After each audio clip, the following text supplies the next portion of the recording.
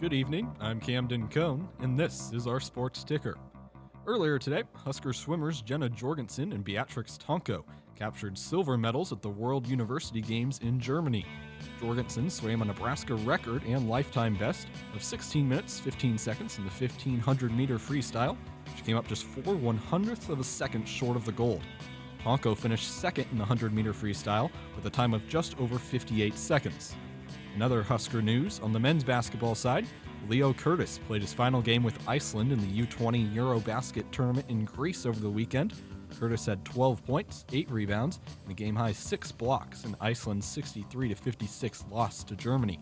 He will return to Lincoln this week for the final portion of summer workouts.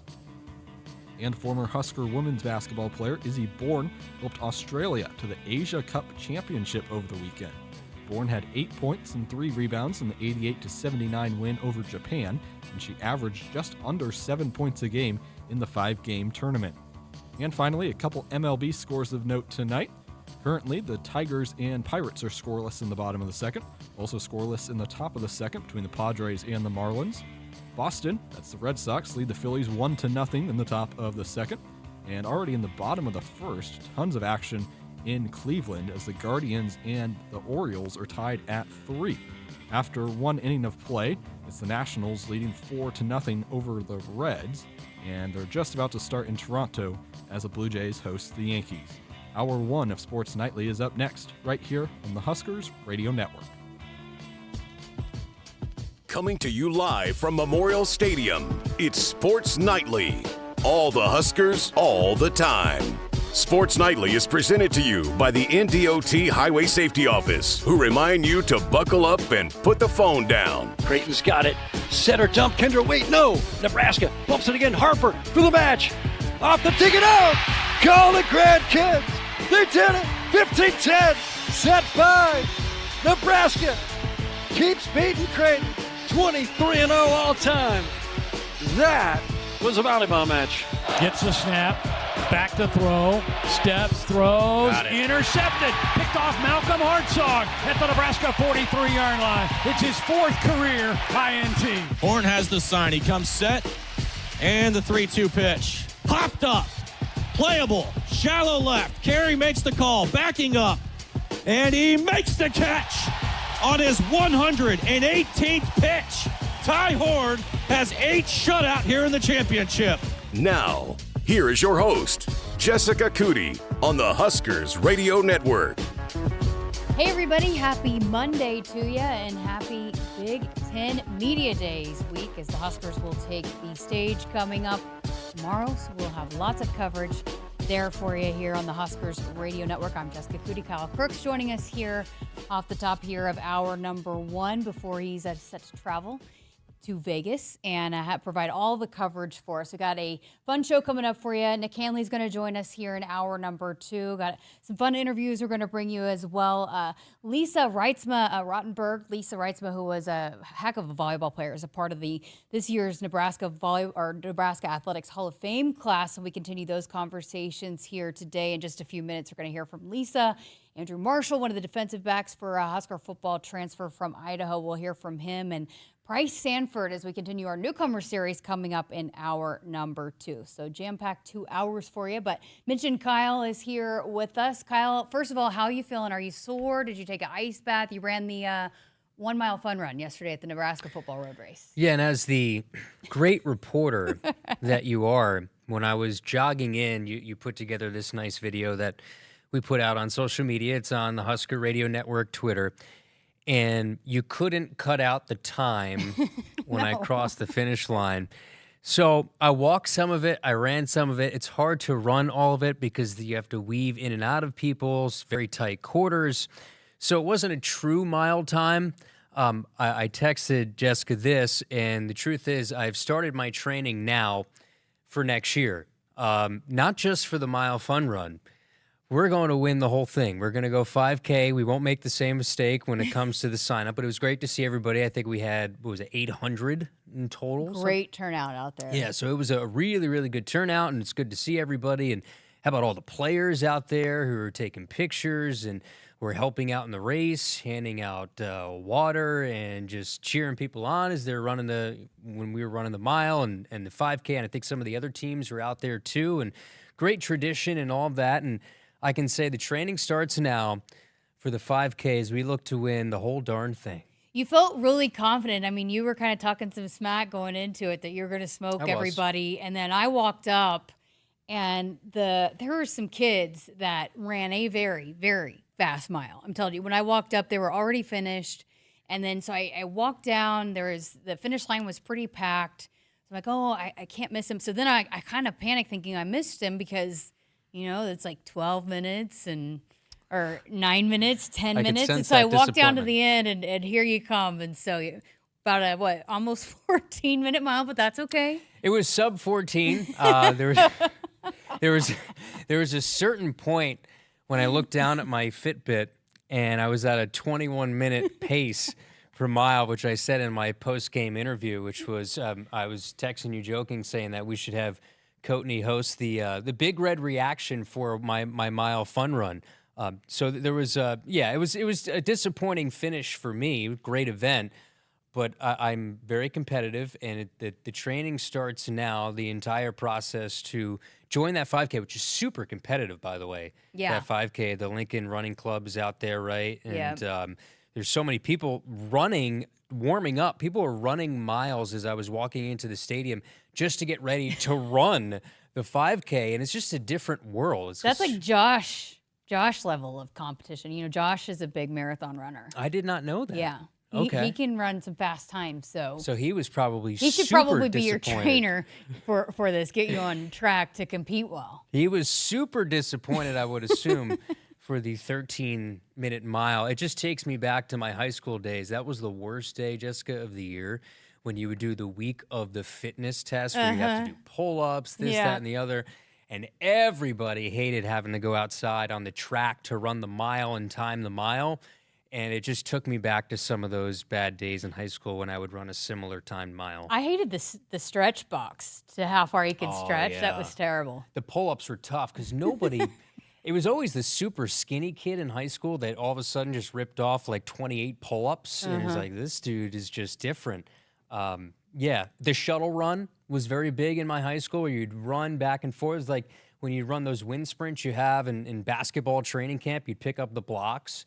There was that too. So it just took me back to all of that and another disappointing performance for yours truly when it came to a mile run. But, just kind of wrapping up on this, I mean, you hit on the nail on the head. It's just a really neat event and your first one out there. And we were telling you about it and kind of what to expect. And I had talked about it the last few weeks here on the show about how this is one of the rare events that all the players are out there, they're interacting and really having a great time. There's so many fun storylines that have continued on. The defensive line, Riley Van Poppel was the guy that kind of took over for the defensive line run in the mile fun run. And there's a lot of just cool things. And you could just tell how genuine these players are out there. And it's just a really special event. Yeah, I got to meet the entire offensive line on my way out, so it was cool to say hello to everybody, and they gave me really encouraging words, and we were excited. What'd they say? They said, I believe it was Turner Corcoran, I believe, who said, yeah, we're really excited for you. You're going to do great.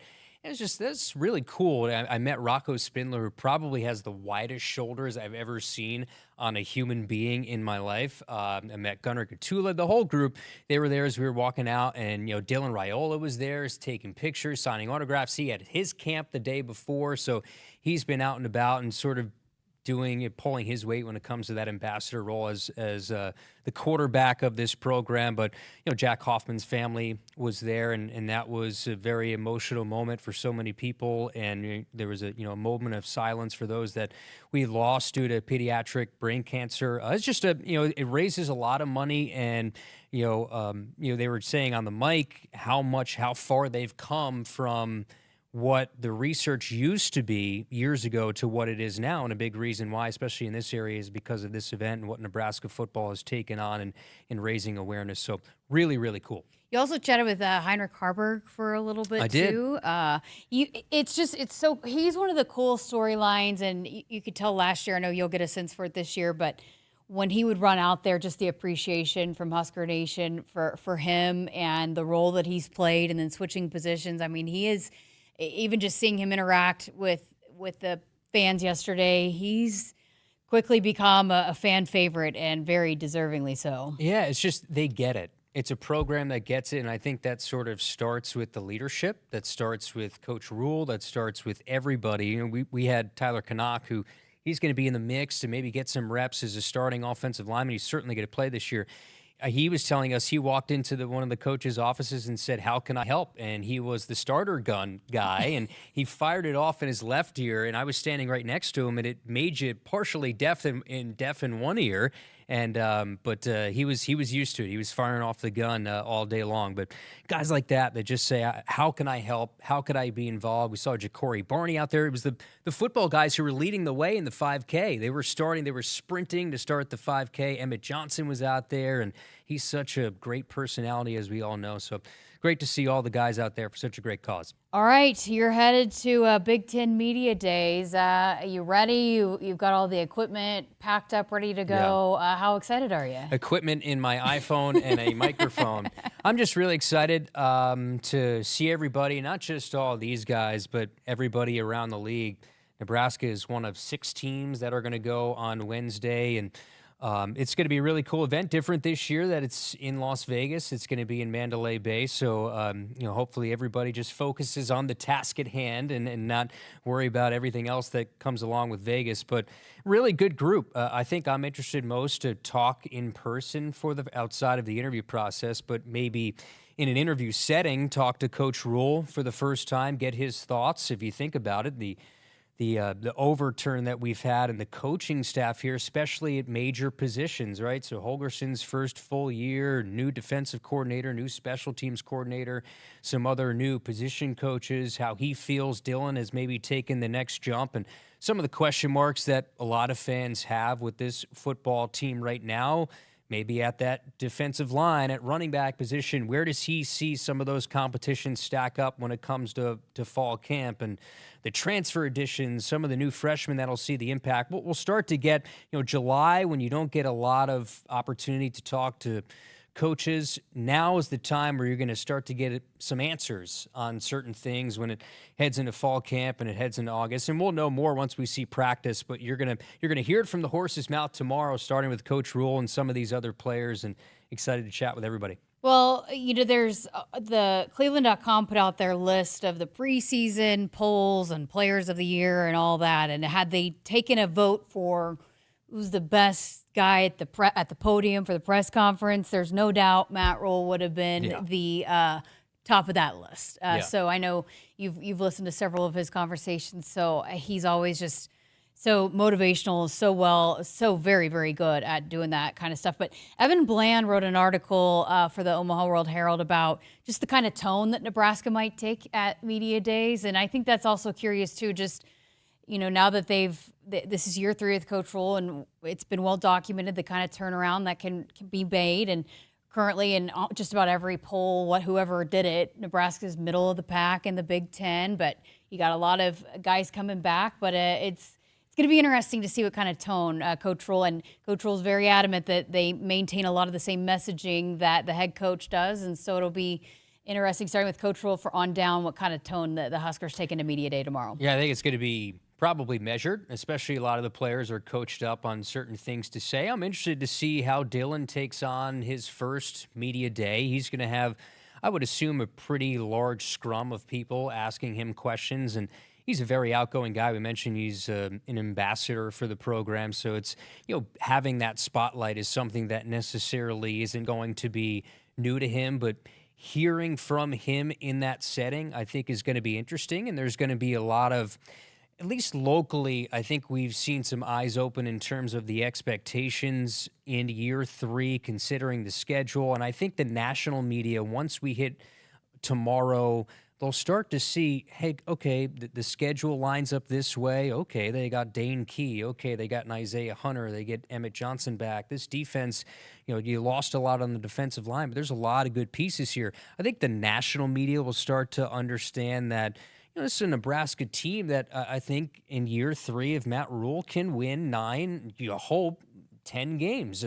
So we'll be interested to see with the increased now expectations for Nebraska in this third year, how those guys take that tact. And here a guy like Deshaun Singleton, Marquise Buford is going to be there as a social media correspondent. Get one their of the thoughts. best interviews on campus, by the way, if you can Buford? grab him. Yeah, Okay. he's unbelievable. We will talk to him tomorrow, and great for him, and he's a fifth-year guy to get a chance to go to Big Ten Media Days. Deshaun Singleton, who you look at him, you think of NFL free agency. I almost count him as a free agent addition because he wasn't, with the JUCO ruling, he wasn't a guy you thought you'd have on the roster this year. But with the extra year of eligibility, with the junior college ruling, you get him back for another season, which is huge in the back end. And then Henry Lutovsky, he'll help us answer some of those questions about the depth, his health, some of the other guys' health on the offensive line. So a lot of things to touch on.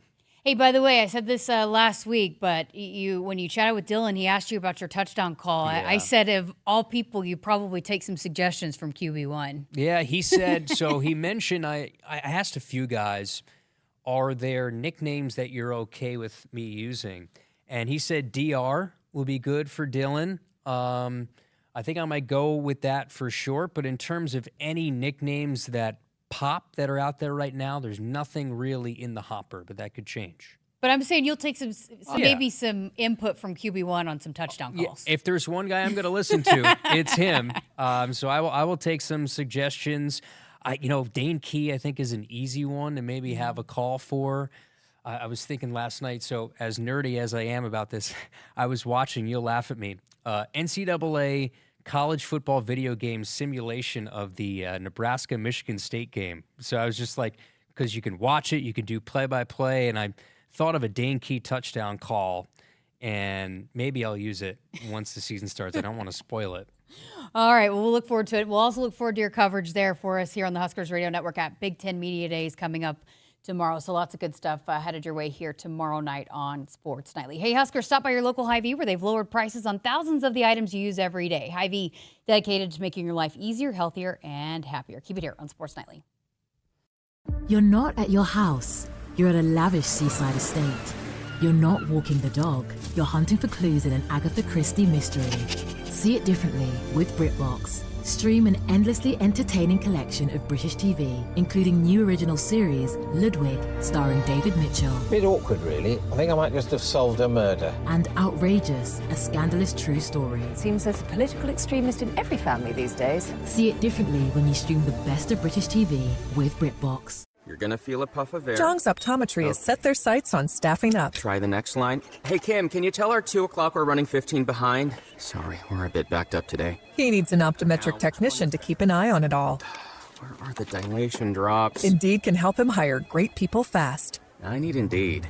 Indeed you do. You can schedule and conduct virtual interviews all from your employer dashboard. Visit Indeed.com/credit and get $75 towards your first sponsored job. Terms and conditions apply. Hit us up on the text line. Text 402-413-2400 with your Husker thoughts.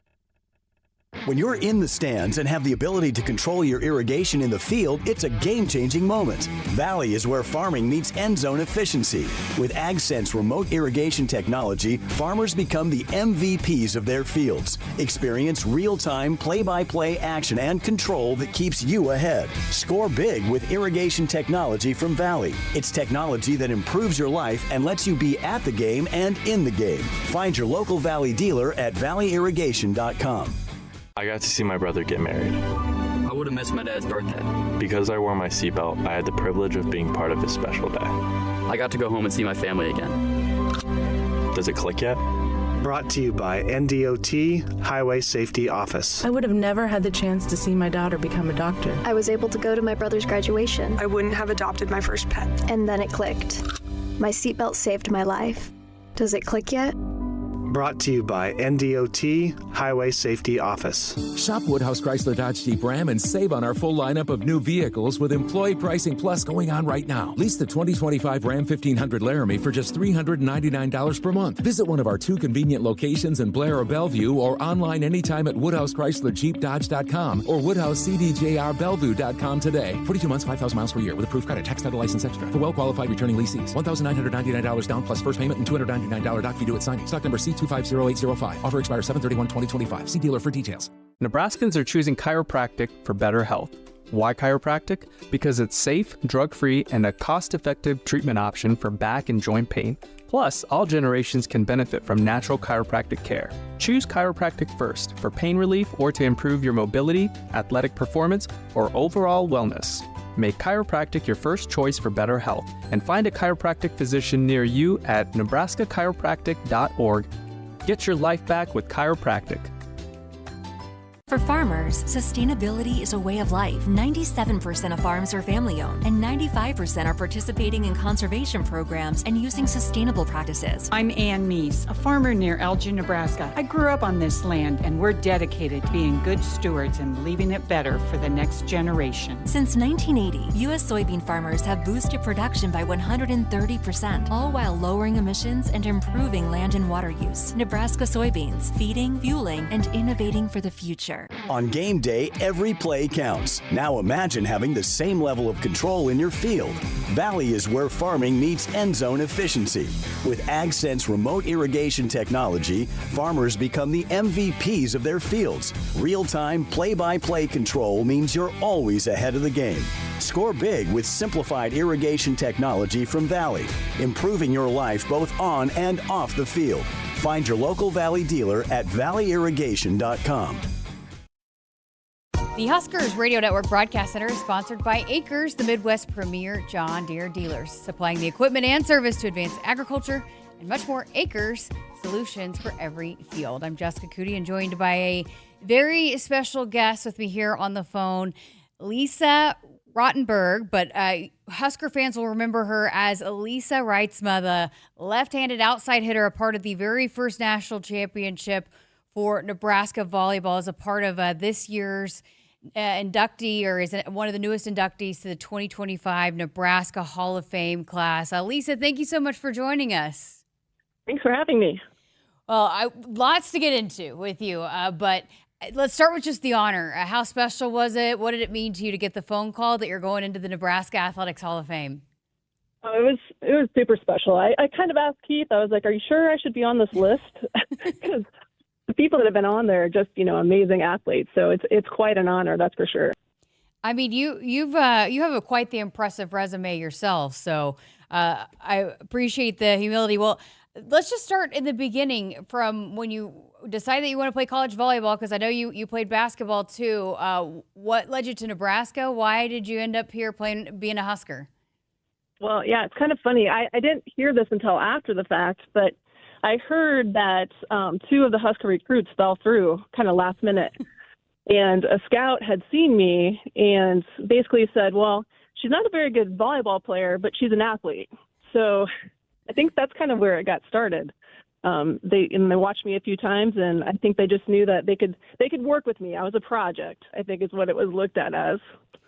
So you ended up playing a year of basketball here as a Husker when your volleyball career was done. But what ultimately, when you started your college career, why did you choose the volleyball path? Well, it is kind of funny. I was probably actually in high school a better basketball player overall. But something about volleyball just intrigued me. When I walked into the gym the first time, I think they were like, who is this girl and why is she here?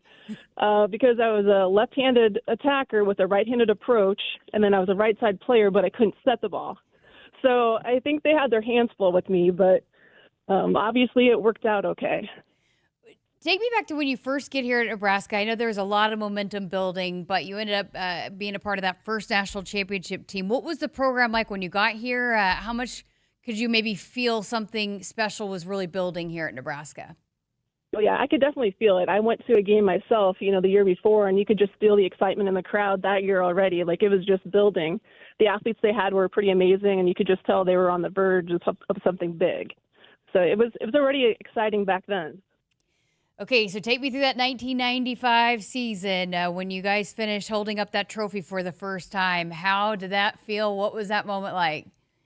It was amazing. It's just, we had been through so much. I felt like we grew as a team. We had our ups and downs. Of course, we ended up losing, I think, the second week of the season or something to Sanford. And we went on and won, the rest of them. But it was just a season where we all grew. Like, we all had our things to work on. I remember one time there was a time when me and Maria Hedbeck were going back and forth because she said it was my block and I said it was her defense, and, just going back and forth. So we grew a lot as a team. And I think, obviously we were all super excited with the way the season ended. Sometimes it's hard for a team that hasn't done it to get it done. What was it about that group that you guys were able to win that national title? I think everybody on that team just pushed each other. There was also times when I felt like the second team, was actually better than the starters at times.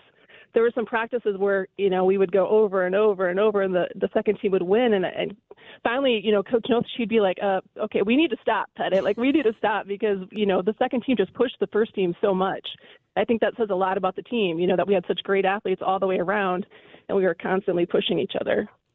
Your name is still to this day all over the record books, including a single match kills record in 3 sets. You had 30 kills. I can't imagine what that was like. You had a match where you had 39 kills. What's that feel like when they can't stop you? Yeah. It's kind of, you get into the zone sometimes where that's kind of what happens. You just, anything they put up there, it's going to go down. But the thing is with me, it was the players around me. I couldn't have done it without the setters I had, without the passers I had, and it's a team effort, that's for sure. Because I know, like I said, when I got there, I was the weakest link of the team. So, like, when you have to have every player, to do their part in order for me to be able to do what I was able to do. So, I give all recognition. It's all credit to them because they're the reason I was able to do what I was able to do.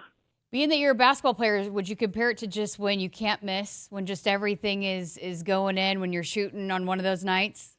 Yeah, exactly. You're just kind of all in sync. Everything, you're feeling it, and you're just like, give me the ball. Yep.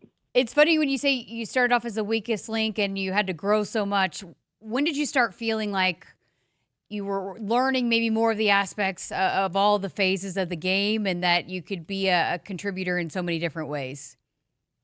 Well, I would say the spring of my freshman year, that's when Coach Val Novak, she was our assistant coach, and I had a love-hate relationship with her, I'd say, because she pushed me, and we had one-on-one practices before and after every practice in the spring. And she's the one that really pushed me and helped me and molded me into the player I was. So I appreciate her so much, and we actually, talk quite a bit now after all these years. So I appreciate all she did for me, and all the coaches. They put so much time and effort into me. So, that was a big part of it. Obviously, Terry Pettit's a legend around here, but when you're playing for him, did you realize just maybe the visionary that he was, just how he was changing so much and had just a different vision than maybe a lot of coaches did back then? I guess, what was it like being a part of that, and what was your perspective of that while you were in it? It was, obviously he was an amazing coach. He was pushing the program. He's pushing, women's sports in general and everything he's done for it. I don't think at the time I realized how much he was doing. And now when I look back and now when I see what he's currently doing, he's just done so much for women's sports overall. And I just really appreciate it. There's so much that we can say and what he's done for women's sports, not even just in Nebraska, but in the United States. It's been tremendous. So I listened to an interview he had done, and he said that if you and Nancy Metcalf were not Huskers, he doesn't know if the program is where it is today. But Nancy ended up following you, right? Can you tell us that story? Yeah, it was kind of interesting. She was in a very similar, I think, great athlete, but a little raw. But he kind of molded her as well. I think he just knew we came from Northwest Iowa, had really good work ethic. We were willing to put in the time and the effort and, to get better. And I think that's what he saw. And so it's just kind of, it's pretty neat that it happened that way. She was a freshman when I was a senior, so it continued on. Okay, so when your volleyball career is done, you decide to go over and play some hoops for Nebraska basketball. Take me through that decision and why you wanted to utilize that fifth year to play some hoops. Well, it was kind of funny. I had actually trained with the national team the summer before my senior year of volleyball. And, I had fun there. I learned a lot, but something just wasn't quite right for me. And so then when this opportunity came up to play basketball, I was just like, why not? Why not try it? I love the program. I love Coach Sandfort, and I was like, let's give it a shot. Not very few people get to say they could do that. They played 2 sports in college or had that kind of experience. How much fun was that to get to have a different experience? And was it pretty different? Did you take different things away from each program? Oh yeah, it was a lot of fun. It was definitely different. I think they were also working on, towards their way up, with the program, trying to build something there. But it was just neat to get to know those girls on a different level. Great athletes as well, and we pushed and we worked hard every single day. I think when I got there, they cut out a lot of the dribbling drills for some of the posts because I had a hard time with that again after 4 years of not playing. But it was a lot of fun. Hey, I saw a video that you posted on your X account. You used to dunk the basketball. That's true? Yeah. Back in the day, I could do it. I could do it like my daughter with the volleyball pretty easily, and then every now and then I could do it with the basketball. It's basically because our hands are just not quite big enough to palm it is the biggest thing. But my neighbor actually, to our athletic banquet his rim. I had actually torn it down. So he had it spray painted in gold, and he brought it to that banquet, and it was pretty special. Oh, that's awesome. You mentioned your daughter. I know you got a son that plays basketball too, but to have a daughter that has the kind of opportunities when you look at the growth of the sport from even back when, you were playing to where it is now, what does that mean to you now as a mom that has a daughter that's going through all this now? Yeah, it's crazy now. They just start so much younger, and it's also like a love-hate thing for me because you want them involved and you want them to do sports and club and all that, but at the same time you want them to be a kid, so it's trying to find that balance, which is the hard part. But Shayla, she's loved sports. She's been in it since the second, third grade, for both volleyball and basketball. And now she gets bored if she's not doing something. But yeah, it's definitely a different process. They're doing things now, in like junior high that we weren't even doing in high school yet. So it's the progress that has been made, how fast they are, how strong they are. It's pretty amazing. We obviously have a lot of different listeners. I think it might be cool to get the parenting perspective from you when you have the career that you have and then you start having kids that are pretty talented as well. How do you navigate that and maybe avoiding the comparison game of what you did and what they do and trying to stack up to the things that you were able to do? Yeah, well, obviously I'm very proud of all my kids. They all work hard and, they're working to get better every day. But it is, I try to leave anything, and I actually haven't talked a lot about it. So my parents actually kind of fill them in here and there on things. I'm just trying to leave that part out. I just want them to be their own athlete, their own person, and work and do what they want to do, no matter what the sport is. As long as they put the work in, that's what I'm proud of. So, but yeah, it's definitely a different environment. So I'm trying to be there along the way, push them, help them, but be there for them to listen as well, because there's a lot to it nowadays. Well, being where Nebraska volleyball is, and obviously there's a huge shakeup when John Cook announces his retirement back in January, but now a fellow Husker, an alum, Danny Busboom-Kelly, takes over as someone that was a part of this program, and to have a woman take over and someone that was a part of it. How good of a fit do you think that is, and how excited are you for what DBK is going to do with this volleyball program? Yeah, I was pretty shocked when John announced that, just because I felt he was so invested and just had so much with his team. But then I was talking to them after the announcement, and it all kind of made sense. He had so much faith in this team, and he knows they have so much potential. Now is the perfect time, to hand it over to Danny. So I thought that was pretty neat too. But I think Danny is just amazing. She's going to do good things. She's already pushing, things that I'm seeing on the court already. I just feel like she's really going to push things, change things up, willing to change lineups if needed. So I'm just really, really excited. It's kind of we were talking after the camp the other day, it's kind of a full circle moment because she remembers when I was coaching her at a camp, and now here she is coaching my daughter. So that's pretty neat too. Wow, what a cool moment. Would you have ever expected, could you have ever fathomed what this program would grow to be when you were a part of it, and then seeing the kind of impact and following that this program has today? I wouldn't have guessed it. I mean, I knew we were onto a good thing and think great things were happening. But if you look now, it's crazy. It's all over people they love Nebraska volleyball no matter where they're from. So it's pretty neat to see. We go to these club tournaments and, Macy comes with Mallory Bosinger on our team, and like people everywhere just want her autograph, want her picture. They just love it. The following is pretty big. It's pretty neat for sure. What's happening right now with it. If you were to go back and tell high school Lisa all the things that were to come as in your college career and the athlete you would have become, what would she have said? I would say enjoy every minute. It goes so fast. I would probably say step out of your box a little more, get to know every single person that you can, push yourself, push your boundaries, and use everything that Nebraska gives you to your advantage, because it's a great university, a great program.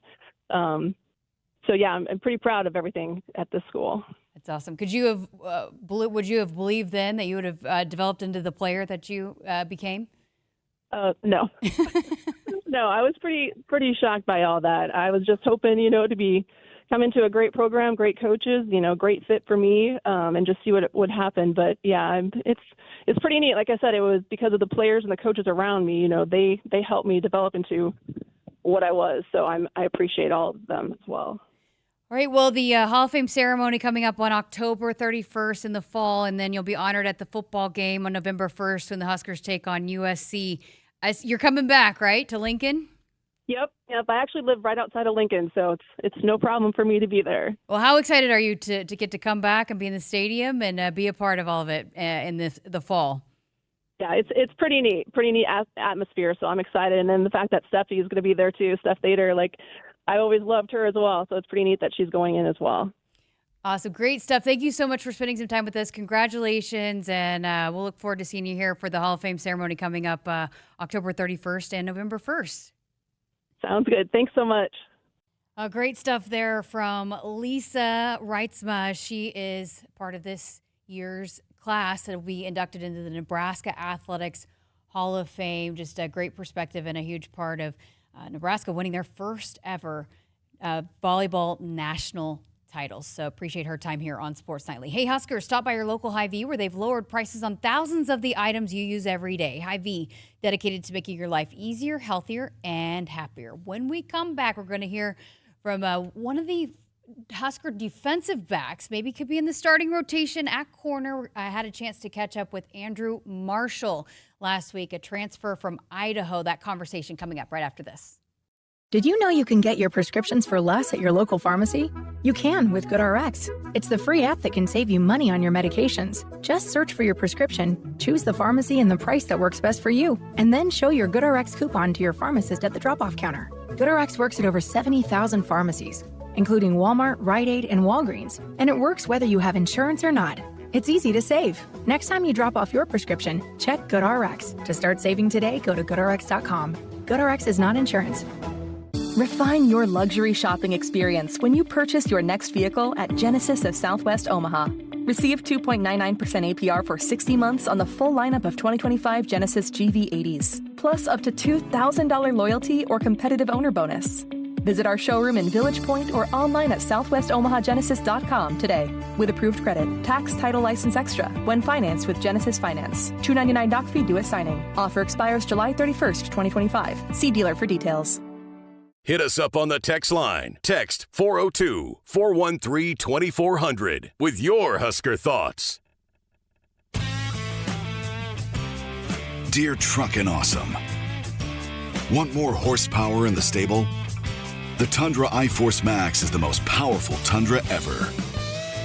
With its electrifying twin-turbo V6, you got everything you need. Saddle up the Tacoma TRD Pro.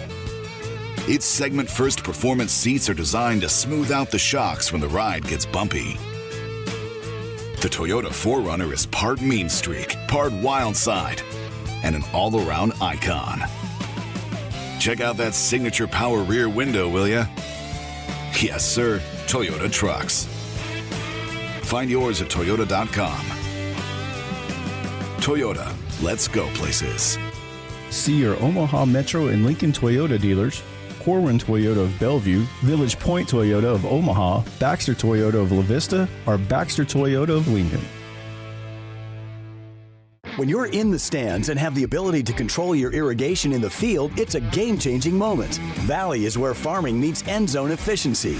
With AgSense remote irrigation technology, farmers become the MVPs of their fields. Experience real-time, play-by-play action and control that keeps you ahead. Score big with irrigation technology from Valley. It's technology that improves your life and lets you be at the game and in the game. Find your local Valley dealer at valleyirrigation.com.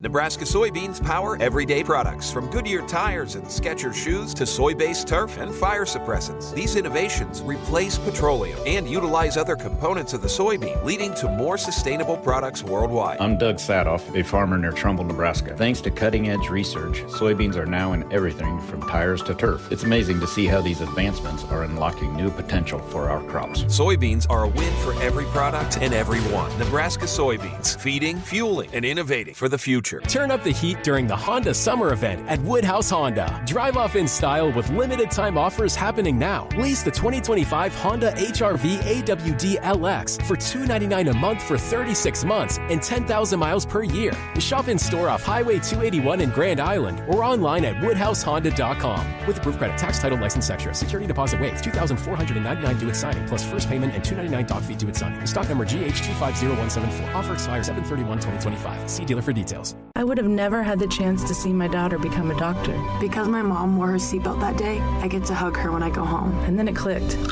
Because I wore my seatbelt, I learned that one moment in time can change a person's life forever. Brought to you by NDOT Highway Safety Office. The day we were hit was the second to last day of our high school careers. We were about to graduate as best friends together. And then it clicked. Because we wore our seatbelt that day, we still get to experience life together. Brought to you by NDOT Highway Safety Office.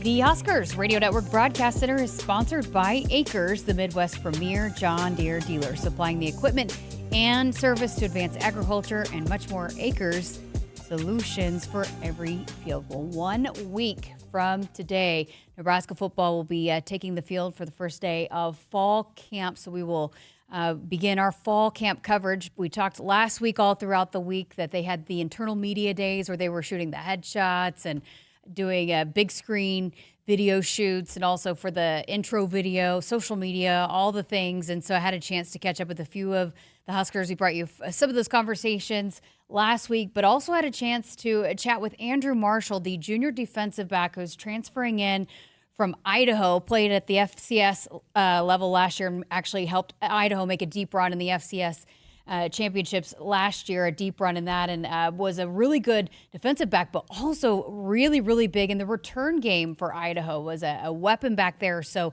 that is certainly an emphasis I know that this coaching staff wanted to add, is to have some depth there and some different guys that could add to that. But Andrew was here, went throughout the spring, and so I had a chance to catch up with him and how the summer's going and how he felt at the close of spring football.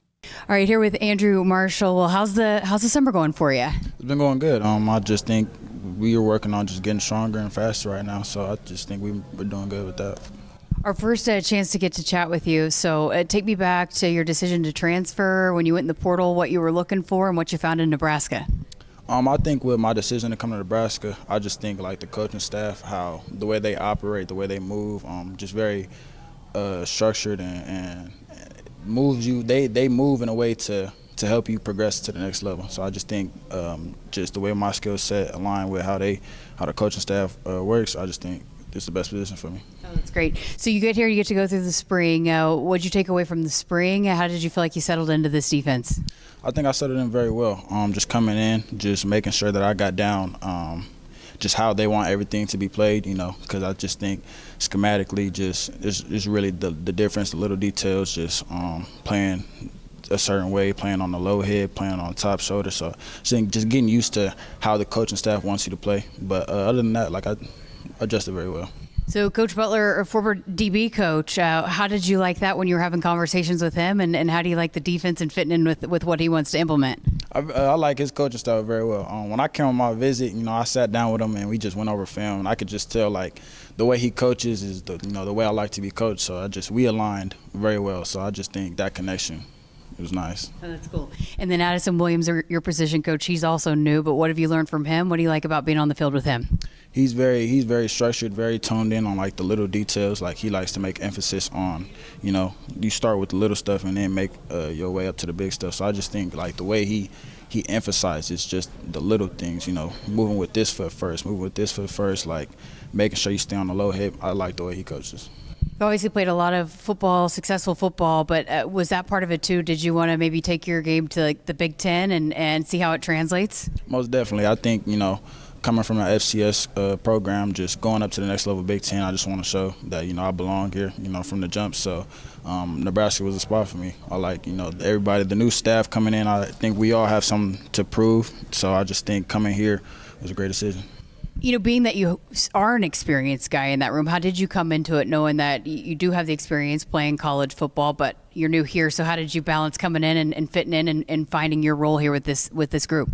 I like to keep it simple. Football is football. So if you know the game of football, now it's more of what does this program want you to do here. And so I just think coming in, it wasn't too hard to learn what they wanted us to do here.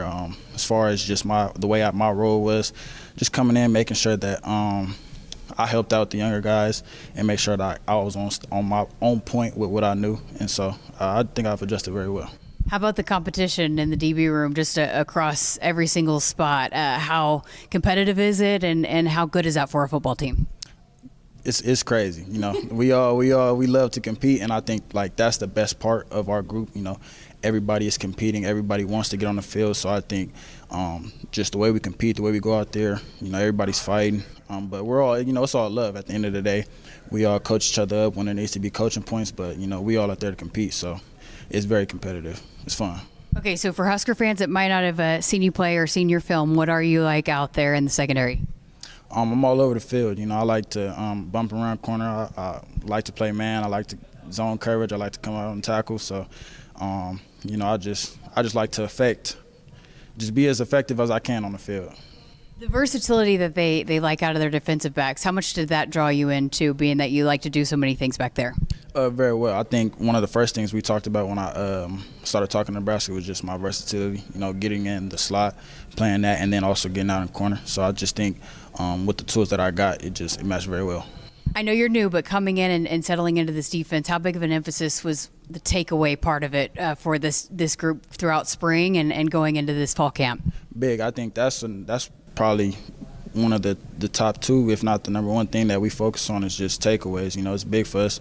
That's where the money is really, PBUs and tackles are nice, but, you want to take the ball away. You want to score on defense. So that's the big emphasis. Okay, less than 2 weeks going into fall camp. How excited are you? What are you looking to accomplish in fall camp?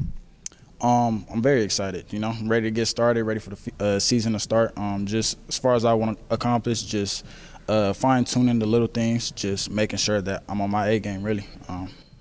How excited are you to run out in front of Husker Nation for the first time? Can't wait. That's all. I think that was really the first thing, the biggest thing that the guys have told me about was just that first home game. So I can't wait to run out there on the field and see, sold out stadium. Can't wait.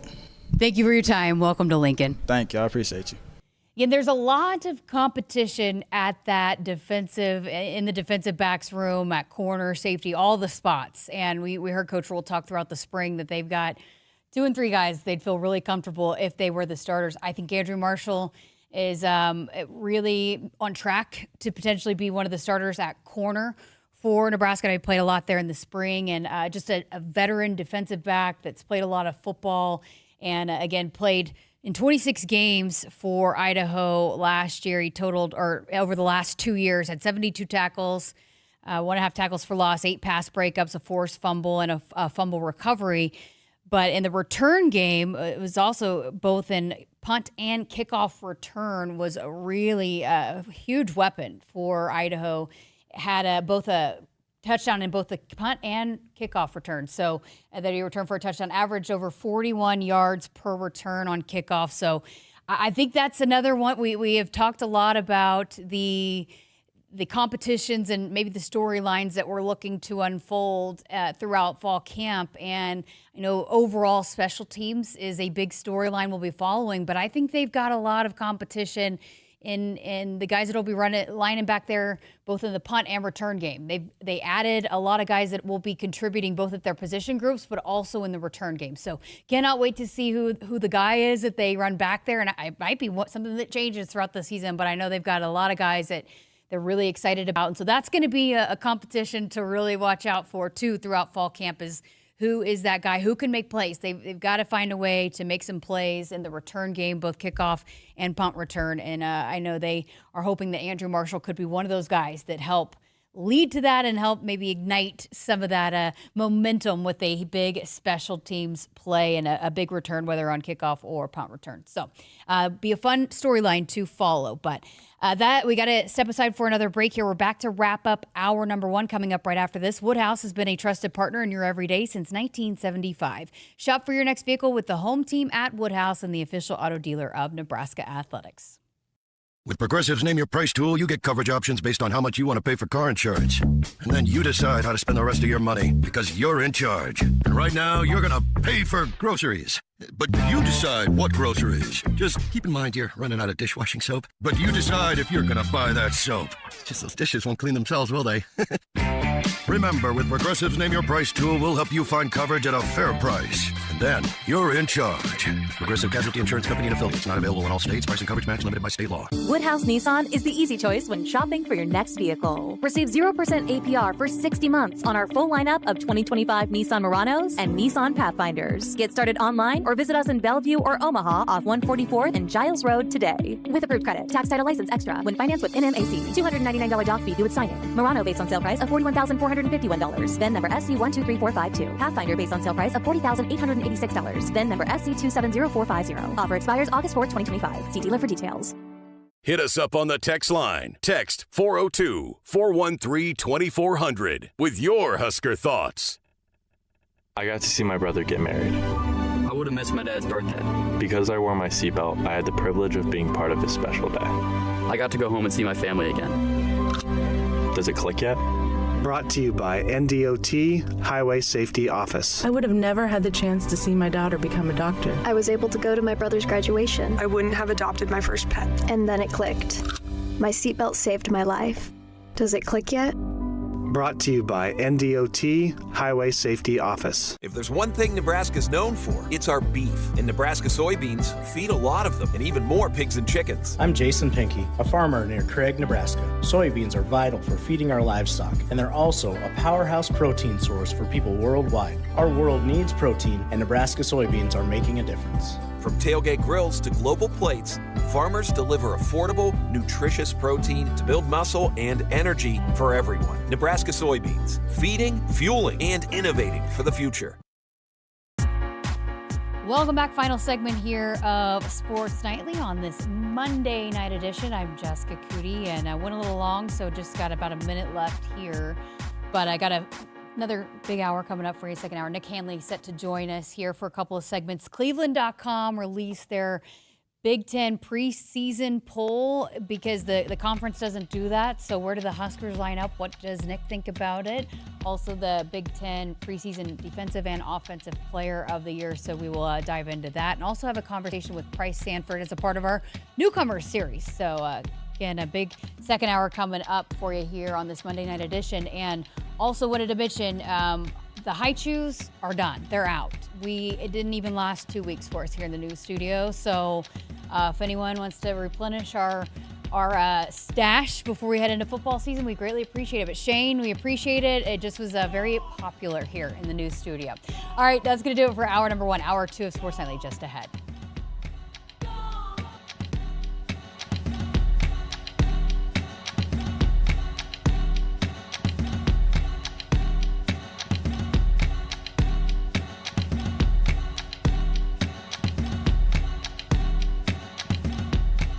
Hit us up on the text line. Text 402-413-2400 with your Husker thoughts.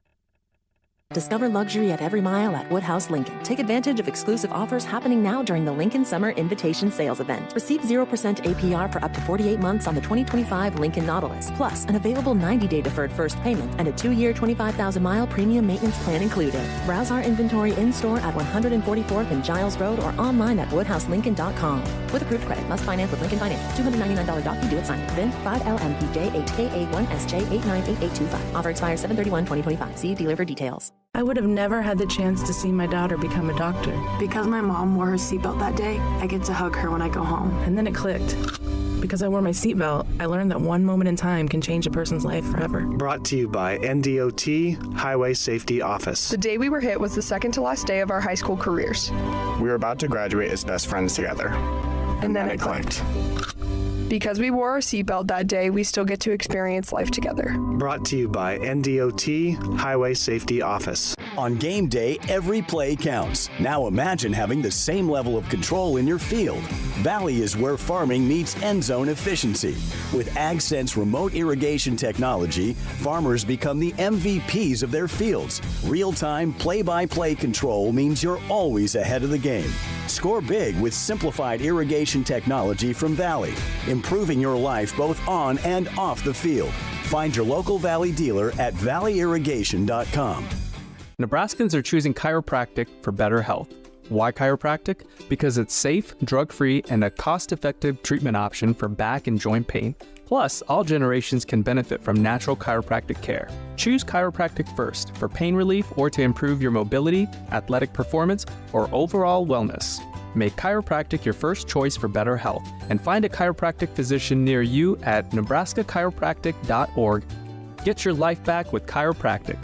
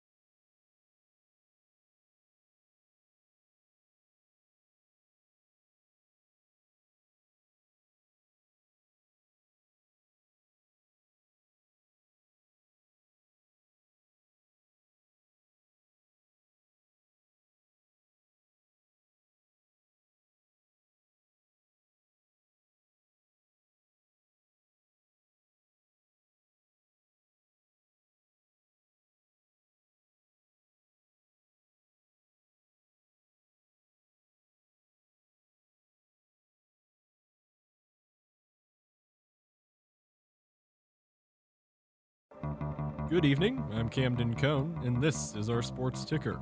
Earlier today, Husker swimmers Jenna Jorgensen and Beatrix Tonko captured silver medals at the World University Games in Germany.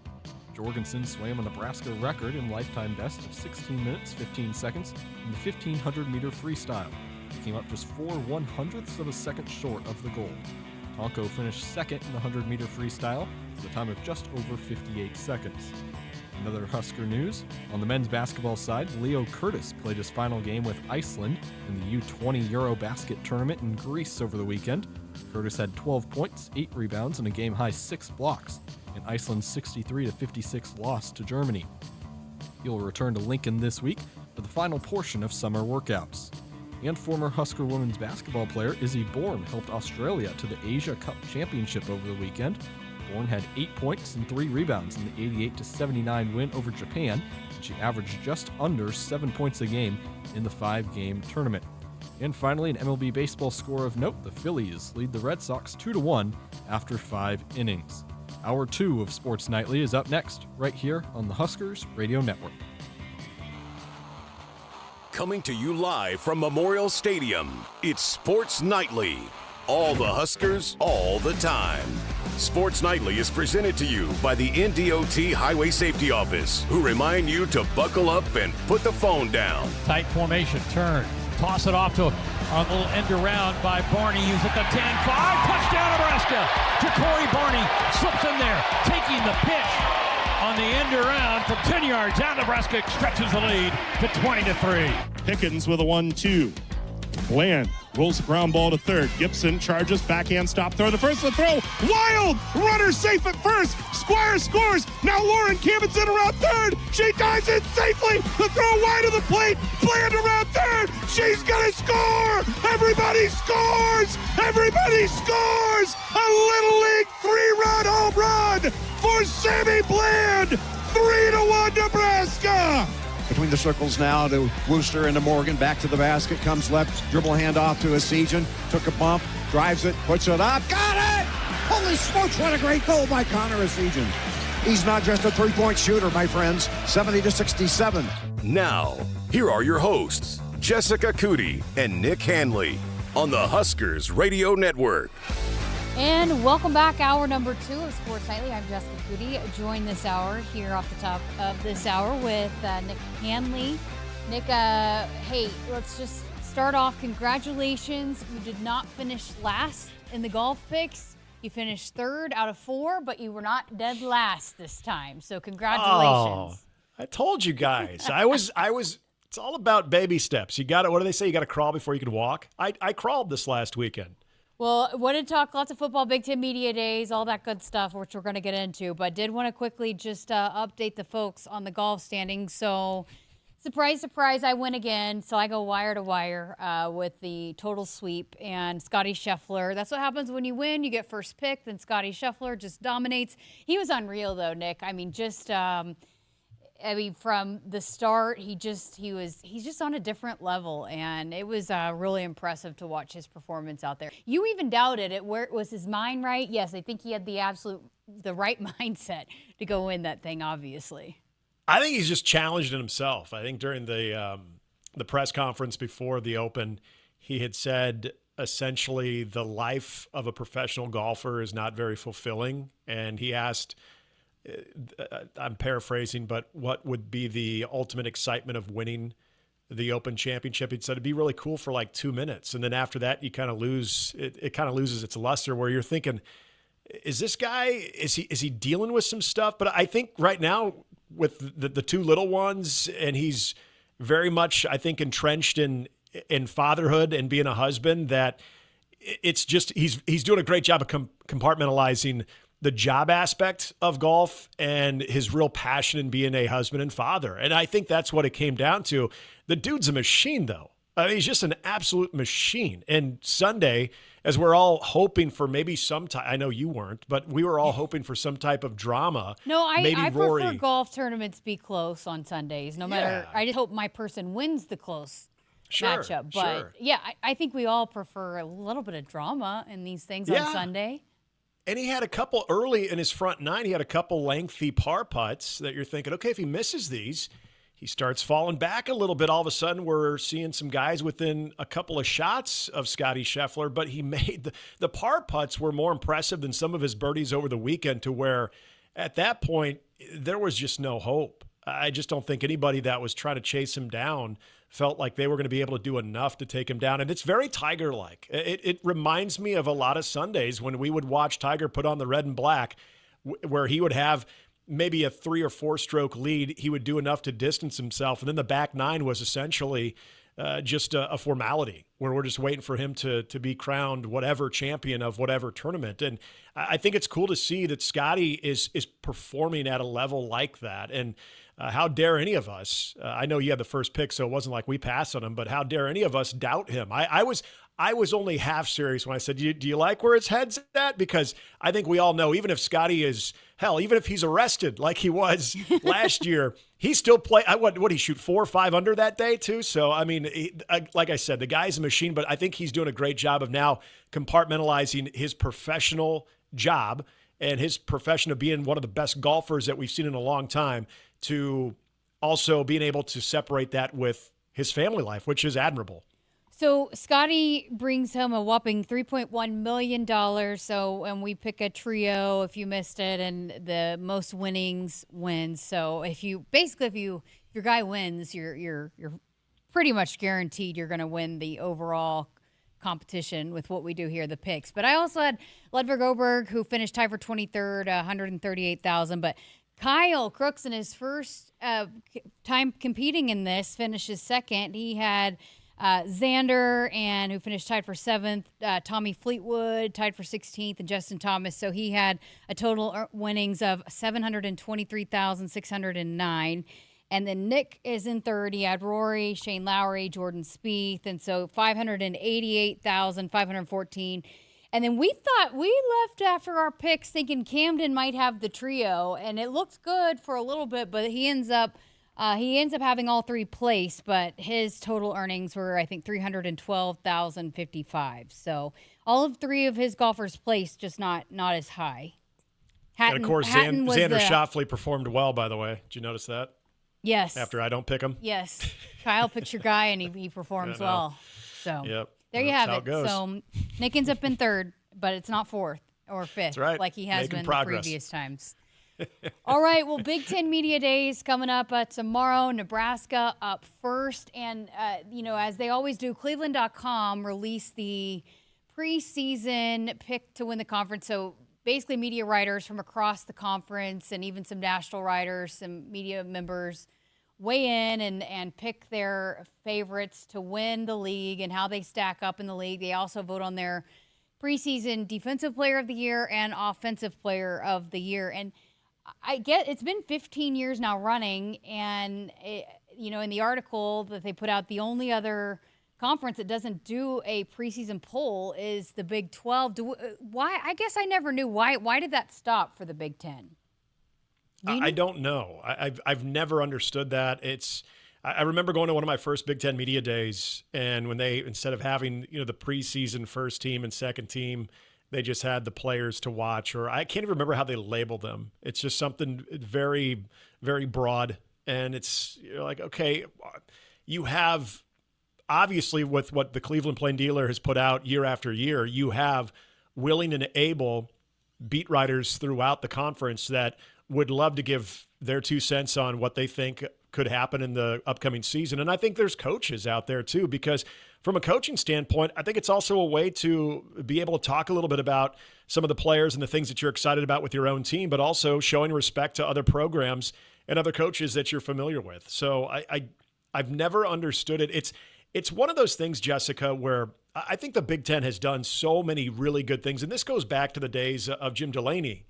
Obviously, he was ahead of his time and really was kind of the engineer of the massive television deals and having the Big Ten Network. And I know there's been versions of that before, but it really came together and I think has really provided a blueprint for what we've seen now with media rights deals when it comes to college conferences. So I think you got to give him a lot of credit for that. But I also think there was always this, and I don't want to say it was just Jim Delaney, but there was always this this persona with the Big Ten that they wanted to do everything very different and that they wanted to do it their way. And what everyone else was doing is not necessarily the Big Ten way. And so if there were a handful of conferences doing something as arbitrary as a preseason ranking or poll, well, you know what? We're going to do something a little different. We're not going to focus on an entire first and second team, or we're going to put out a conference-wide media and coaches preseason poll.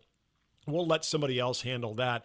I mean, not to bring up a bad subject, but we remember in the COVID season, I think there was some arrogance with the Big Ten Conference thinking, hey, if we go ahead and we postpone or cancel the season, everyone else is going to do it. The SEC will do it. The Big 12 will do it. The ACC will do it. And then all of a sudden, those conferences decided, hey, there's an avenue where we think we can play football games and do it somewhat safely with testing and rapid results, all of that. Let's go ahead and give this thing a go.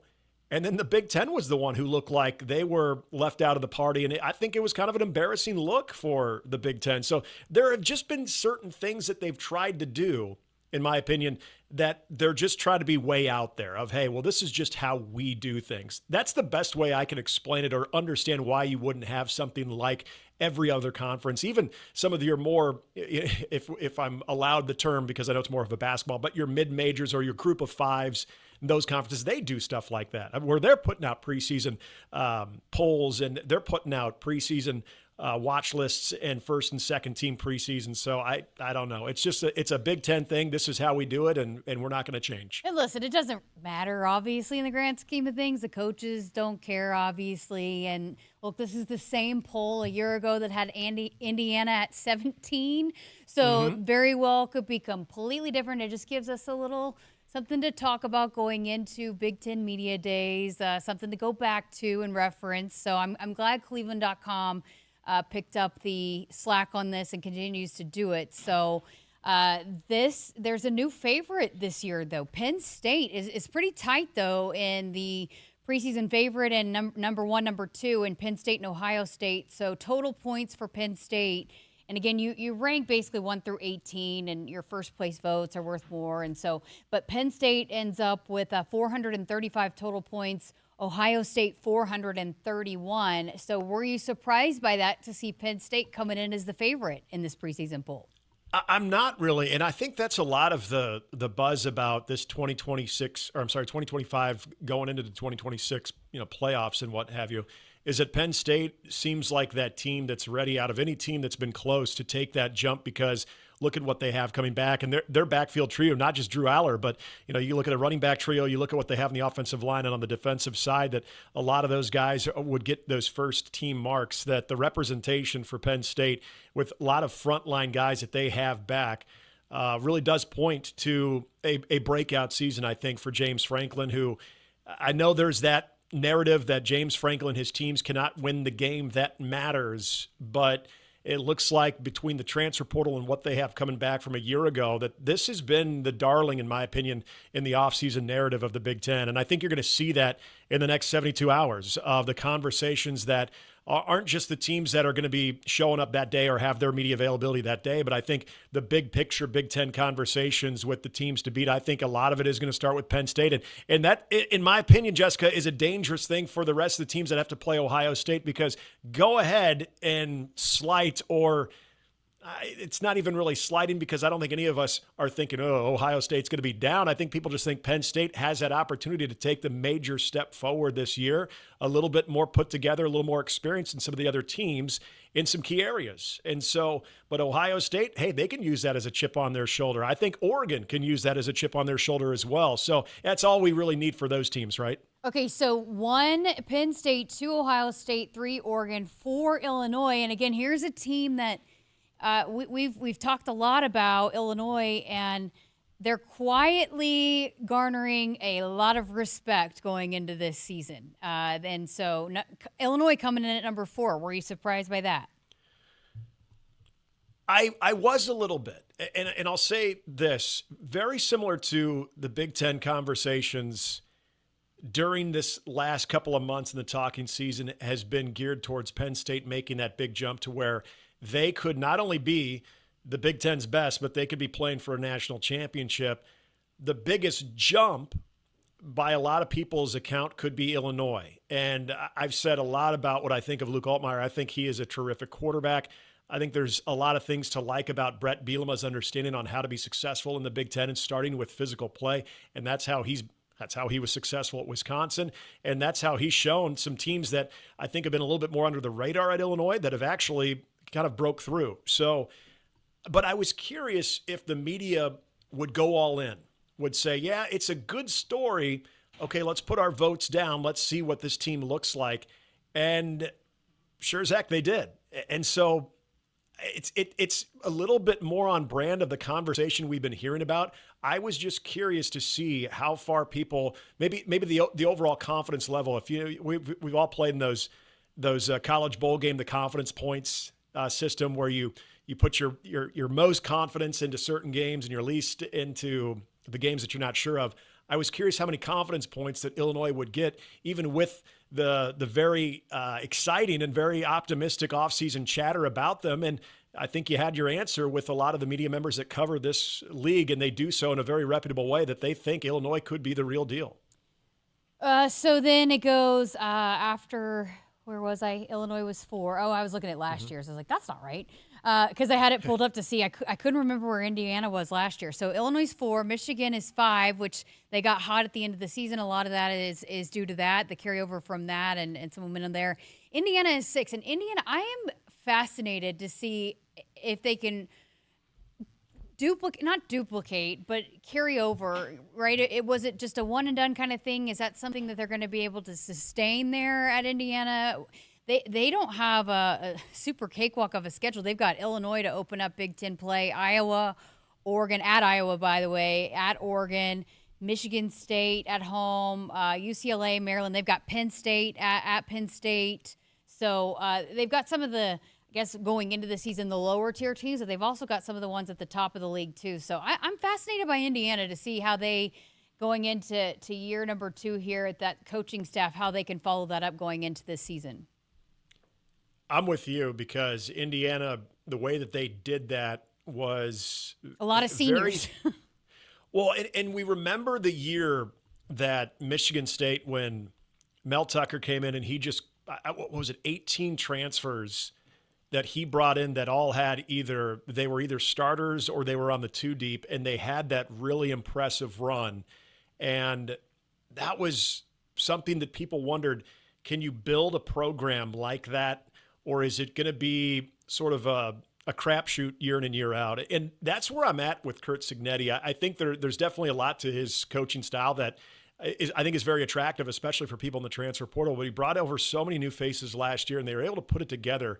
And it started with the quarterback, and Curtis Rourke, and with a lot of good skill around him, that they were able to make that offense really work. And I think one of the more overlooked part of the success that Indiana had, though, that got them all the way to a college football playoff, was their defense. Their defense was very stout. And I think a lot of that, we remember going into that Nebraska game, there was so many question marks of, yeah, but who have they played? Who have they played? And they answered that. And so I think there's something to what Indiana did a year ago, but I also think it was sort of that mercenary approach where you're getting a lot of hired guns. You're bringing them in, and you're hoping that you can bring all these new bodies. Again, another transfer quarterback, albeit a good one, but how's he going to work in that system? Can you get the same type of success that you got from Curtis Rourke a year ago? And that's where I think it starts. So I'm pausing on Indiana, because I thought as great as it was last year, there's enough that they have to replace that I'm not ready to say, oh yeah, that's just what Curt Cignetti does, because I got to see that a couple of years where he's able to interchange players in key positions and still be able to not miss a beat before I'll say, yep, I think they're going to be right back to where they were a year ago. Okay, so then Iowa 7, Nebraska 8, and USC is 9. That is a little bit different than maybe some other polls that we've seen come out where they've had USC ahead of Nebraska and Iowa there and towards the middle of the pack. And this is where I look at the points on this one, Jessica, because I think when you look at Iowa, Nebraska, and USC, they're separated in these polling points by 10 to 15. Points, yeah. Yes, and I think that's where a lot of the beat writers are right now with those 3 teams. That it wouldn't shock you if Nebraska finished 6th. It wouldn't shock you if USC finished 6th. It wouldn't shock you if Iowa finished 6th, or maybe a bit more than that, depending on what happens with fortunes, with injuries and all of those things that go into a season. But I think there is that middle group that is very, very meaty. And when I look at that, I mean, even I throw Washington in there, where if they have a couple of breaks, their schedule and all of that, that maybe they can climb up a little bit as well. That a lot of these teams, I mean, this is a very important season for USC and Lincoln Riley's second year in the Big Ten, but also a team that, let's face it, has to, the type of investment that they're putting into USC and Lincoln Riley has to make a jump than what they did a year ago. You want to see that if you're USC. So there's some pressure on the Trojans. I don't want to say Matt Rule is feeling any type of major pressure, but what's the conversation around Matt Rule? Is year three. Matt Rule teams in year three have really exploded. And so, in a good way, have exploded on the scene. So there's a little bit of that. Okay, could this be? Is that what's being set up here? Is that the development that's taken place the last couple of years? And some of those guys that have been with Matt Rule from day one that are still on this team and playing prominent roles on the field, this is the year that they all really pop together. And then Iowa is steady as she goes. I mean, we know the identity with the Iowa Hawkeye football program that is great special teams, great defense, and the offense has always sort of held them back, but you know what you're getting out of it. And this is where I think the Mark Gronowski addition at quarterback is going to be very interesting to see. Are they going to have that significant upgrade at quarterback that they need? Or is it going to be a lot of the same where the quarterback play and the overall consistency offensively will kind of cap them at being a 7 or 8, potentially 9-win team? So I think there's a lot of interesting ceilings with all three of those teams. And I think a lot of it starts with the health of those teams. All right, got to get to a break. Got another segment here with Nick, and I got a couple more points wanted to get to from this poll, but we have to work in our first commercial break. Woodhouse has been a trusted partner in your everyday since 1975. Shop for your next vehicle with the home team at Woodhouse and the official auto dealer of Nebraska Athletics. All right, keep it here. We got more preseason football talk coming up here on Sports Night. It's the summer sales event with the Ford Groom. Sam, 30 seconds on the clock. The Ford Summer Sales Event. Great time to buy. Correct. What do we have amazing deals on this summer? Ford trucks and SUVs. Is Ford America's all-time best-selling auto brand? Let me think. Yeah, it is. 3 for 3. What do I win? You get to work at the Ford Summer Sales Event. Amazing. I think I was going to do that anyway. You betcha. Based on Automotive News Almanac historical data and industry-reported sales data from 1909 through 2024 CY. Hit us up on the text line. Text 402-413-2400 with your Husker thoughts. Want to boost Nebraska's economy and help the planet? It's as easy as filling up your tank. Switch to soy-based biodiesel to cut greenhouse gases by up to 74% and support biodiesel growth. I'm Greg Anderson, a farmer near Newman Grove, Nebraska, and biodiesel has transformed our farm.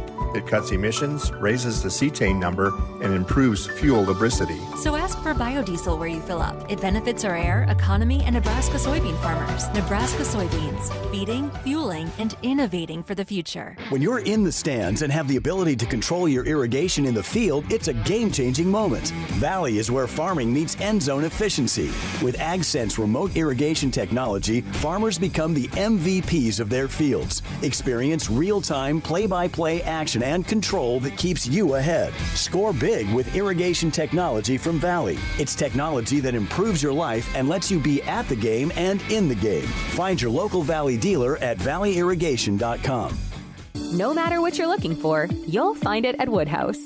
We carry a wide selection of trusted brands across more than 20 locations, offering everything from efficient daily drivers to bold new EVs and family-ready SUVs.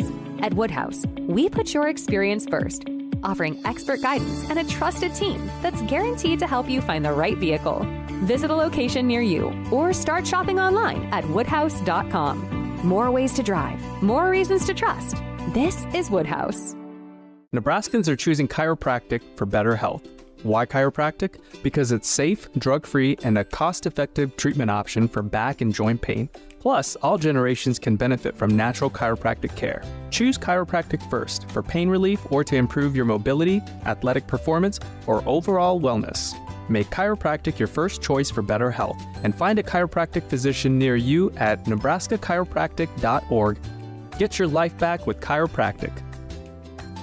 I got to see my brother get married. I would have missed my dad's birthday. Because I wore my seatbelt, I had the privilege of being part of his special day. I got to go home and see my family again. Does it click yet? Brought to you by NDOT Highway Safety Office. I would have never had the chance to see my daughter become a doctor. I was able to go to my brother's graduation. I wouldn't have adopted my first pet. And then it clicked. My seatbelt saved my life. Does it click yet? Brought to you by NDOT Highway Safety Office. For farmers, sustainability is a way of life. 97% of farms are family-owned, and 95% are participating in conservation programs and using sustainable practices. I'm Ann Meese, a farmer near Elgin, Nebraska. I grew up on this land, and we're dedicated to being good stewards and leaving it better for the next generation. Since 1980, U.S. soybean farmers have boosted production by 130%, all while lowering emissions and improving land and water use. Nebraska soybeans, feeding, fueling, and innovating for the future. The Huskers Radio Network Broadcast Center is sponsored by Akrs, the Midwest premier John Deere dealer, supplying the equipment and service to advance agriculture and much more. Akrs, solutions for every field. Welcome back to Sports Nightly. I'm Jessica Coody with Nick Hanley on this Big Ten Media Days Eve. Cleveland.com has released their preseason poll for the Big Ten Conference going into the season, as they always do. And we were just talking about maybe some of the surprises that we saw in the poll here in the first segment, but had one more note I wanted to get to, Nick, on this one. And you and I have had this conversation too. But Michigan State also coming in at number 13. And this is a team that in a couple of the other polls that have come out, that I don't know if they're getting enough respect. I think Jonathan Smith is such a good coach, and we seem to say that every week last year on our college football picks, is just how good of a job he's done. And I know there's maybe some unknowns with the roster, but I don't know if he's getting enough credit as good of a coach as he is. I'm kind of maybe a little bit surprised to see in several of these polls Michigan State not a little bit higher in this. And I think the Michigan State part of the conversation is, you alluded to it in our last segment about where Indiana was a year ago, and could there be that team that is being picked by the majority of the media to be there in the bottom half of or even really in the bottom quarter of the conference, that there's going to be one of those teams that emerges either in the middle of the pack or even knocking on the door of the top tier of this conference. I'm with you on Jonathan Smith. I just think that not only Jonathan Smith, but I think Michigan State, in a very subtle manner, has not been talked about a lot, but when it comes to name, image, likeness, they have gotten a lot stronger there. I think that was a big part of getting Jonathan Smith over there, was their plan for their collective. Obviously, revenue share is going to be big for them. I get it. It's a basketball school, but I think what Mark D'Antoni was able to do when he was the head coach there was he was able to get this into a football-type mindset. And so I think that there's a lot of people in the football world in East Lansing that would say, who says we're a basketball school? We've been to a college football playoff. We remember that when they had the Connor Cook. In fact, the year that Nebraska actually beat Michigan State, Michigan State went to the college football playoff. So they've been there. And so I think there is investment into this football program, especially with the ever-challenging expanded Big Ten. And so Michigan State's investment into the program, I think, is what's really going to be, in my opinion, the make or break for this football program. And I think they've done it. I just don't think it's been talked about a lot. And you're right. Their roster is still a little bit more of an unknown in some key areas. But I think for coaches like Jonathan Smith that have that reputation, you go back to his time at Oregon State, like we always hear coaches say, the most improvement in a season is made from week 1 to week 2. I think when you get your stamp on a program, you start to really see the impact, especially for really solid coaches, where you can get better so much quicker now with the transfer portal. I think for a lot of coaches, from that season, that first season to that second season, is where you can see that significant progress. And I think there's a lot of people that follow Jonathan Smith that are in East Lansing or follow this football program, I think in a very quiet manner are confident that this team is going to be able to take a step forward. Okay, so the Offensive Player of the Year preseason going into it, Jeremiah Smith, wide receiver out of Ohio State. Drew Aller, the quarterback out of Penn State, it was pretty. He also received a lot of those first-place votes. And then the defensive player, Caleb Downs, a safety out of Ohio State. So they still have those superstars, right? Even though they're picked to finish second behind Penn State. Ohio State's still obviously loaded with talent. But I thought it was pretty interesting. There was a name on the Defensive Player of the Year list that did get a first-place vote. Ernest Hausman out of Michigan. It was pretty crazy to see his name on that list. kind of forget that he played here a little bit sometimes. I know, and for someone who I had a chance to speak with him when he was in Columbus, making his way into Lincoln, and I know he was very committed to the previous coaching staff as well. He's one of those guys. Look, in the day and age of transfers, there are going to be certain guys you just understand, and you're able to accept that they're no longer with the football program. Ernest Hausman, and maybe it's just my opinion because I was able to talk to him. I know his family very well. I was really sad to see him go, and not just because I like the kid, but it was also because you saw the impact that he had at such an early part of his career as a true freshman. Remember, in that Michigan game, he was making some plays. Weird, huh? He was making plays, and all of a sudden he's in a Wolverine uniform the following year. But, yeah, good for him. I think there's a lot of Nebraska fans knowing that he was a local guy. It didn't work out. You had the coaching change, and sometimes that's going to send some people to look at different options. That was the best play there for Ernest Hausman, according to him and his situation. So that's where he went. And you know what? He's able to find a home to where people are looking at him as a potential breakout player as well for Michigan. Okay, last thing, I'm anxious to hear from Tony Petitti and kind of his messaging going into this, as we've heard from the other commissioners. So anxious to hear what he has to say tomorrow. But I asked Kyle this earlier. Kyle's, of course, bringing us all the coverage here over the next couple of days. What kind of tone do you think it's going to be from Nebraska? I know I mentioned this. Evan Bland wrote an article about this. But what kind of tone are you expecting from the Huskers here at Big Ten Media Days? I think it's going to be a similar tone that we heard in the spring. And I think there's expectations that Matt Rule has for this team. I don't think he's going to make any grand proclamations. That's not his style. But I think that for Matt Rule and for the players, I think, first of all, people are going to be very excited to see Dylan Raiola hear what he has to say. And that's not to say that they're not excited to hear what, Latufsky or Singleton have to say as well. But this is Dylan with a guy that has built a pretty big brand at such a young age that I think people are going to be very impressed with what they hear from a guy who is still not even 20 years old yet. And he's going to carry himself like a seasoned veteran. But I think Matt Rule, overall, that tone, it's going to be very consistent to what we've heard, where he thinks this is going to be a very good football team. Now, to what level, I'm sure he will continue to challenge, but I'm sure he'll be very realistic and say, until they prove otherwise, they're a 500 team. They're a 6-6 team because that's what they were in the regular season. But I think that quiet confidence that he showed at the end of spring and between spring and what we're going to see tomorrow, where he's had some interviews here and there, he's been very steadfast with the growth of this team and the personnel that they've had on both sides. And I think he's also very optimistic. You and I have talked about this a lot with that third phase in special teams and that addition of Mike Eckler. I think I feel like they've got the right leaders in place on all three phases, and for the most part, the personnel to go with it. So I think they're very confident.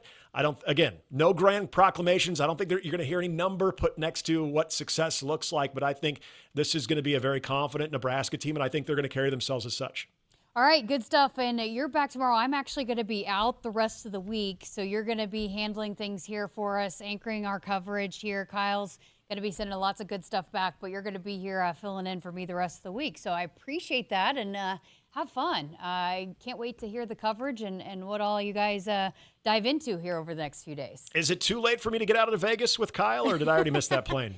I think it's not in the budget. You got to be here in the new studio. Okay. So you'll be here tomorrow. All right, well, that's fine. That's not a bad consolation prize. Right? If you can't go to Vegas, go to the Huskers Radio Network. The new studio. digs. Yeah, the new digs. All right, well, thank you for being here. And, thanks for filling in for me, too. We'll look forward to hearing from you here tomorrow night. Absolutely. Talk to you tomorrow. Nick Hanley here with us on Sports Nightly. Got to step aside for a break. Coming up next, we continue our newcomer series, conversations with Pryce Sanford of Nebraska men's basketball. Keep it here on Sports Nightly. I would have never had the chance to see my daughter become a doctor. Because my mom wore her seatbelt that day, I get to hug her when I go home. And then it clicked.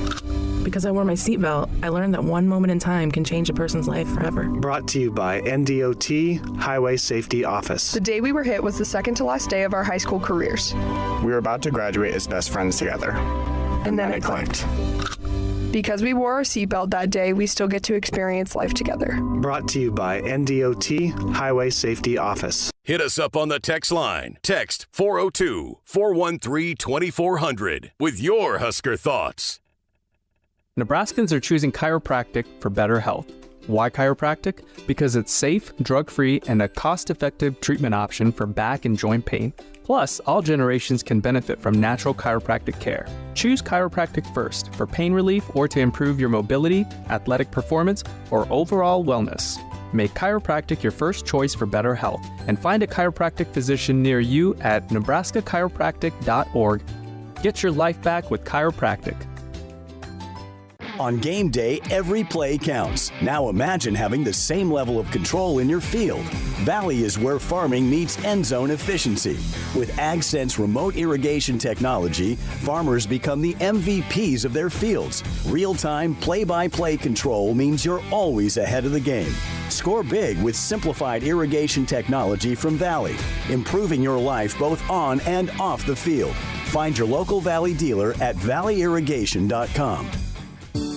At Woodhouse, we're with you every step of the way. With more than 20 locations and brands, you'll find options that fit your lifestyle. Whether you're looking for your first car, your next SUV, or something built to tow and haul. Enjoy straightforward pricing, helpful guidance, and a dealer experience built around you.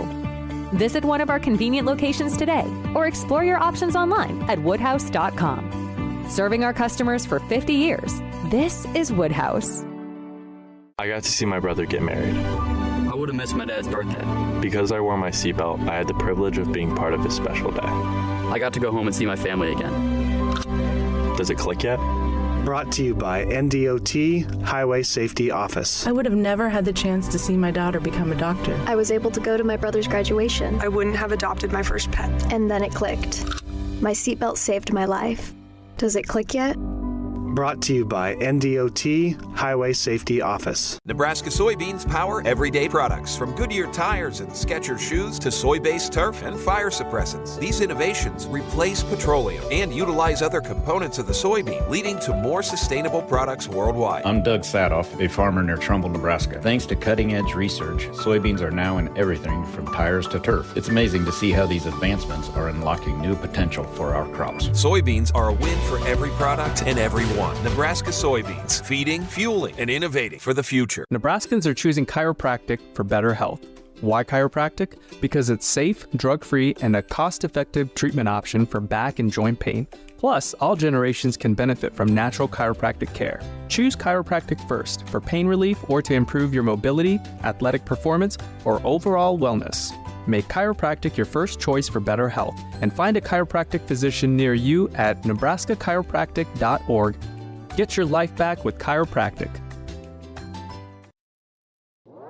Hey Huskers, stop by your local Hy-Vee where they've lowered prices on thousands of the items you use every day. Hy-Vee, dedicated to making your life easier, healthier, and happier. Welcome back to Sports Nightly. I'm Jessica Coody, and we continue our series of conversations with the Husker newcomers that are here on campus this summer, the new faces that you'll see in the Husker uniforms for volleyball, women's basketball, and men's basketball. And we pick up with men's hoops and Pryce Sanford, a huge get for this men's basketball coaching staff out of the transfer portal, out of Iowa, spent the last 2 seasons at Iowa. But Coach Hoiberg has talked a lot about Pryce and the addition that he will be able to add to this Nebraska men's basketball lineup. They needed to find some shooting, some outside shooting, some consistent outside shooting. And no doubt Pryce Sanford is a guy that can knock them down consistently at a very high rate from the outside. But there's a kind of a unique story there. And Pryce and his brothers Peyton would go to camps with Coach Hoiberg growing up at Iowa State. And so some familiarity there. And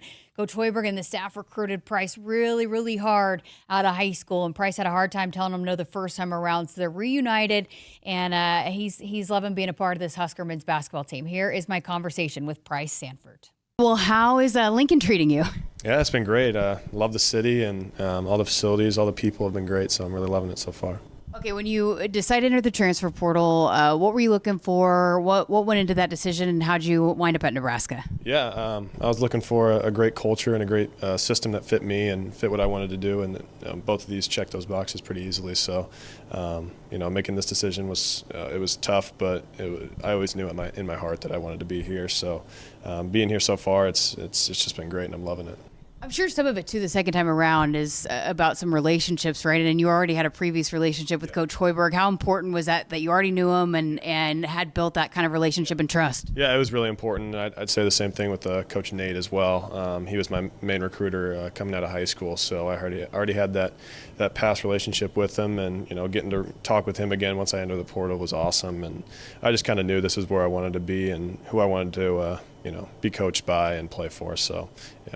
Was it hard to tell Fred and Nate no the first time around? Oh, it was one of the hardest things I ever had to do, honestly. Like it was brutal. I remember exactly where I was when I did it, and just shaking on the phone before I was doing it. Like I didn't, it was really, really hard. But getting to tell him yes this time was even better. So you went to his camps growing up, right? You and your brother. How was that? What do you remember about that? Yeah, I actually just talked about it in there. It was the most fun ever. Like going to those camps was like the highlight of the summer for me. Going to play in it was actually in the practice facility to start, and then it went to the rec center, but because they got so many kids. But I remember me and Peyton were on the same team one year, and we were so good that they had to trade someone away. And we also had Sam or Charlie, I can't remember who it was, on our team, and they traded Peyton away, and I started crying. So Sam or Charlie went instead of Peyton, and they went for him. So that was really nice of them. But yeah, a lot of good times. I remember the Gatorade stations. Those were always a highlight. So much sugar, but yeah, it was a great time. Being that you made an impact on you that young, I mean, what does that say about Coach Hoiberg and just his development and teaching of the game from that young of a standpoint? Yeah, I mean, I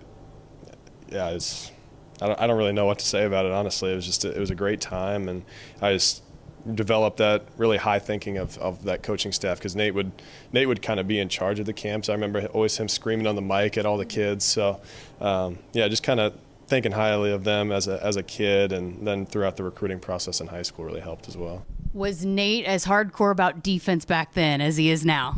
I don't know about defense, but he was really hardcore. You could kind of tell he was a hardcore dude. But yeah, I can definitely see it on the defensive end here now. So. Well, just what was your perspective being that you played at Iowa and kind of getting to play here, experience it here, and just what's being done here? How important was that in your decision and just having that kind of perspective? Yeah, honestly, I didn't really realize how big the rivalry was, but it's a pretty intense rivalry, and getting to play here was amazing. I love PBA, and all the fans are great, so I'm really excited to play in front of them and play in that arena this year. You cried back then when you separated from your brother. How is it now, not playing with him? Yeah, it's different for sure. We did the same thing in high school, obviously, where it was 2 years playing together and then 2 years off. So it's definitely weird not seeing him, every morning, every practice, every day, all the time. But he's going to do great things for OKC. So. I'm a big Thunder fan, by the way. I came from Oklahoma, so I've been touting that title all summer long. So I was excited to see that he was there. Yeah, it's a great spot for him, and they're really working with him on his rehab for both shoulder surgeries he had. So he'll be out for a while, but I know he's going to make a huge comeback and be even better. So I know you've been asked about this a lot, but how much credit do you give just the competition between you guys, but just having somebody like that ahead of you that played into what you were able to become? Yeah, he's really helped me. He's kind of set that path for me. At Iowa, he set that path and really helped me out. Getting to learn that Iowa system, and so he's just been huge for me in my development, and my success in high school and in college. So. You have all kinds of ties to Nebraska. I'm told you also played AAU basketball with Caleb Benning from the football team. Yeah. I didn't play with him. He was a year younger, but we were on the same program at OSA, and I played for Coach Andy King. So it was a great time, and grew up a Nebraska football fan and an Iowa State basketball fan. So it kind of works out perfectly. I'm really excited to get to some football games this fall. So you also are a big-time golfer, too, and there's a video coming out, and Sam Hoiberg likes to claim he's a pretty good golfer as well. I know he's a big trash talker, so where do you stack up on the team? Are you still one of the best on the team? Yeah, I'd say Sam's a little bit better than me right now. We'll see if that changes. He's really good, but I think we're 1-2 for sure on the team. So it was a great time. I'm really excited to see that video. I played okay. It wasn't great. It was really hot out, but it was a great time. So you don't want Husker Nation to judge your golfing on that run performance? No, I'm better than that. Yeah, I'm better than that, I promise. Yeah, I hit my first shot straight at a house, so they'll see that one right away. But yeah. How was Firethorn? Oh, it's great. It's an amazing course, and I'm just glad I got to go out there and play it. So I'm looking forward to playing it more. Being that so much goes into what you do day in and day out as a basketball player, how nice is it to have, an outlet like golf that you can go and play and enjoy? It's actually really big, I think. Kind of having stuff away from basketball, get your mind off. It really helps with the mental stuff. I also have my Legos I do. Me and Connor we've just sat in my apartment and watched TV and done Legos a lot this summer so far, and it's very relaxing. Very just kind of therapy. So it's really good to have things outside, and golf and Legos both do that for me really well. So. Okay, do you have specific Legos that you look for, that you reach for? Big Star Wars guy, Marvel guy. I have a lot of Lego sets to do still, actually. So I just completed the Steamboat, and I'm about to do a treehouse and a Ferris wheel and all of these. So I gotta get to work on it. But have you ever thought about recording it, speeding it up, and then posting it on TikTok? I think Connor's talked about that. He's big on the media stuff, as you guys know. So he could actually get some good views on that. But it's hard to get some of those big sets done in one time period. So it's kind of, I don't know. I might try and do it, but it's a little difficult. So I think we need an NIL deal for you and Connor with Legos. I know. He'll probably get one before I do, but yeah, we definitely need one. That'd be great. Yeah. Just on the court and being able that you're here and being able to be on the court with this team, how have you settled in? How do you like the fit in that regard? It's been a great fit. Our team is really close, even through 1 month of workouts, and all get along very well, all doing stuff outside of basketball, and I think that really translates on the court as well. I think the best teams are the teams that bond off the court, and I think that really translates. So. I know you're an elite shooter, and that was one thing that Coach Hoiberg really wanted to add to this group is some people that can knock down some outside shots. What's gone into that for you, where you become so consistent from the outside? Yeah, I give a lot of credit, mainly all the credit, to my mom, dad, and grandpa.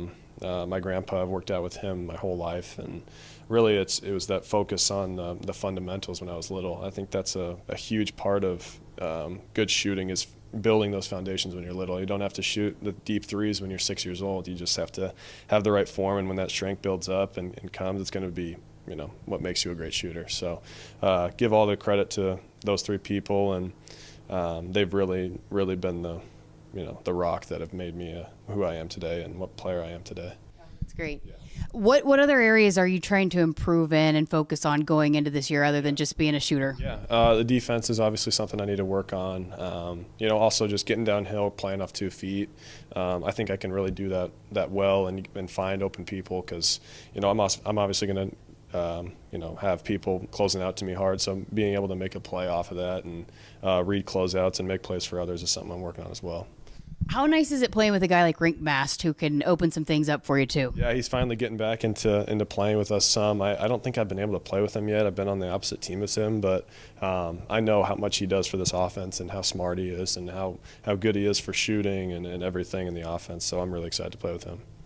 Good stuff there from Pryce, Sanford, as a part of our newcomer series presented by Blue Cross and Blue Shield of Nebraska. For 85 years, Blue Cross and Blue Shield of Nebraska has been proud to call the Cornhusker State home, because the biggest part of our mission is the last part of our name, of Nebraska. We're proud to cheer for the Huskers, live in your neighborhoods, and work to make our home state healthier every day. Appreciate Pryce spending some time with us. If you were confused about what we were talking about in the golf challenge, it is now out on YouTube. And if you're one of those people that like to watch, there's several YouTubers out there that you can watch them go throughout. They have different challenges when they play golf. And so Pryce is a part of a 4 guys that went out there and played golf, and it's 9 under 9 golf challenge. And it's a lot of fun. They played out at Firethorn. So that's what we were talking about. He said he was not very happy with his performance, but him and Sam Hoiberg, Connor Asijan, and Jared Garcia. And Jared, he was another guy that we talked to that was joking about he had not played much golf, but they said he was pretty impressive, that he actually hit some good shots for not playing very often. I asked, did they use very many of Jared's shots, and they absolutely did. So go check that out again on our Huskers YouTube channel, the 9 under 9 golf challenge. It's off the court on the course. So it was a fun feature there. That's if you're wondering what we were talking about his golf outing, that's where that came from. All right, got to step aside for a break. We're back to wrap up the show coming up right after this. Triple B Feed has the products to help your cows thrive. Whether it's weekly delivery of consumption-controlled Lumix liquid mineral with protein or Sweet Pro block supplements for space feeding, while also stretching your forages up to 25% better, Triple B has you covered. Let Brian and Brad Blauhorn take some of the stress out of your beef production this year. For more information and other products, visit triplebfeed.com. Triple B Feed, helping you and your cattle. Hit us up on the text line. Text 402-413-2400 with your Husker thoughts. Nebraskans are choosing chiropractic for better health. Why chiropractic? Because it's safe, drug-free, and a cost-effective treatment option for back and joint pain. Plus, all generations can benefit from natural chiropractic care. Choose chiropractic first for pain relief or to improve your mobility, athletic performance, or overall wellness. Make chiropractic your first choice for better health and find a chiropractic physician near you at nebraskachiropractic.org. Get your life back with chiropractic. When you're in the stands and have the ability to control your irrigation in the field, it's a game-changing moment. Valley is where farming meets end zone efficiency.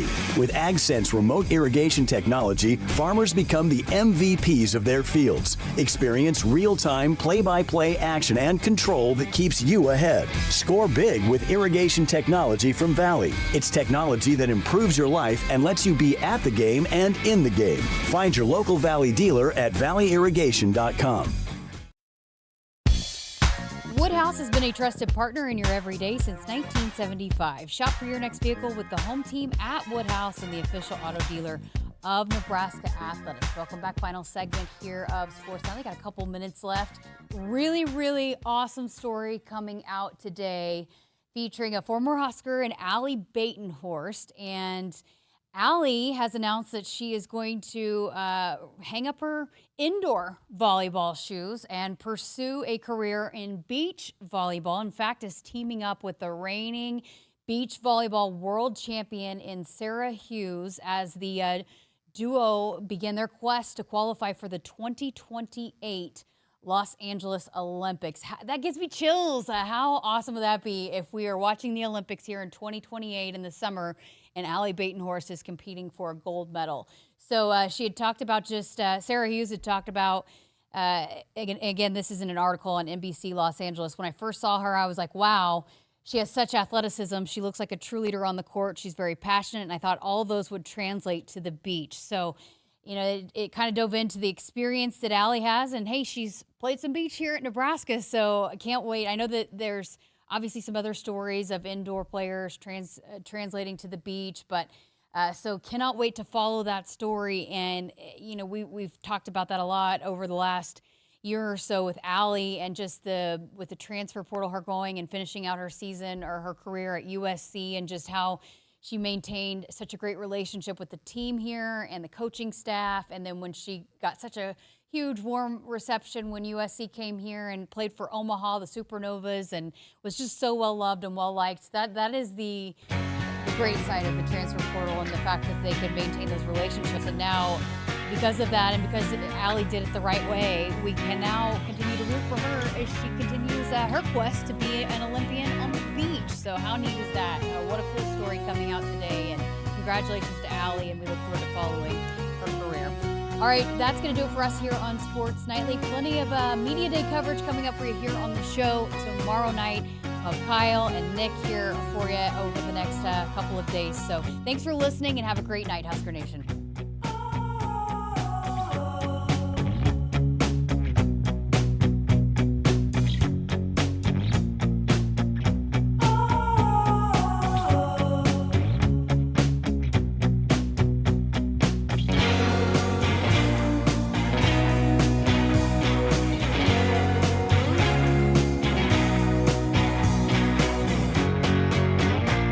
Hit us up on the text line. Text 402-413-2400 with your Husker thoughts. On game day, every play counts. Now imagine having the same level of control in your field. Valley is where farming meets end zone efficiency. With AgSense remote irrigation technology, farmers become the MVPs of their fields. Real-time, play-by-play control means you're always ahead of the game. Score big with simplified irrigation technology from Valley, improving your life both on and off the field. Find your local Valley dealer at valleyirrigation.com. Make this summer unforgettable with a new ride from Woodhouse Chevy.